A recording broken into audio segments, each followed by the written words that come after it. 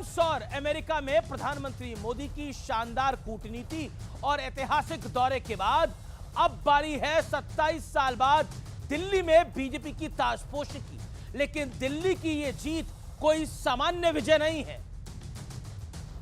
यह सबूत है कि लोकसभा चुनाव के बाद प्रधानमंत्री मोदी की सियासी ताकत लगातार बढ़ रही है। क्या हरियाणा, क्या महाराष्ट्र और अब मिनी इंडिया कहे जाने वाली दिल्ली, हर प्रदेश का यही संदेश है कि मोदी की गारंटी पर आंख बंद कर इस देश की जनता भरोसा कर रही है। और केंद्र में पीएम मोदी की हैट्रिक लग ही चुकी है, लेकिन दूसरी तरफ विपक्ष है जिसकी राजनीतिक ताकत में लगातार गिरावट आ रही है। लेकिन हार से सबक लेने की बजाय विपक्षी खेमे में जमकर तू मैं चल रही है। सवाल यह है कि आखिर विपक्ष की दशा और दिशा क्यों बिगड़ चुकी है। वीकेंड की सबसे बड़ी बहस में जनता जनार्दन के बीच इसी सवाल पर होगा सबसे बड़ा आर पार की टक्कर। अभिनंदन है, स्वागत है आपका देश के सबसे लोकप्रिय कार्यक्रम में।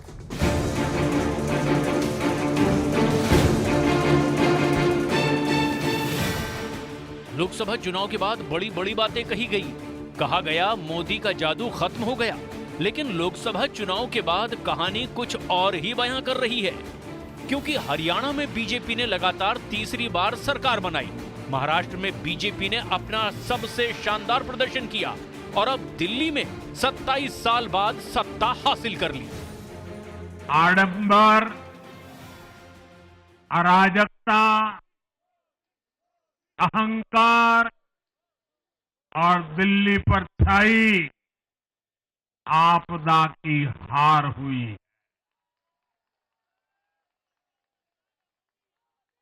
इस नतीजे में भाजपा के कार्यकर्ताओं की दिन रात की मेहनत, उनका परिश्रम ये विजय को 4 चांद लगा देता। दूसरी ओर मोदी के नाम पर इकट्ठा हुआ विपक्ष हार पर हार मिलते ही खंड खंड होने लगा है। हार से बहुत कुछ सीखते हैं।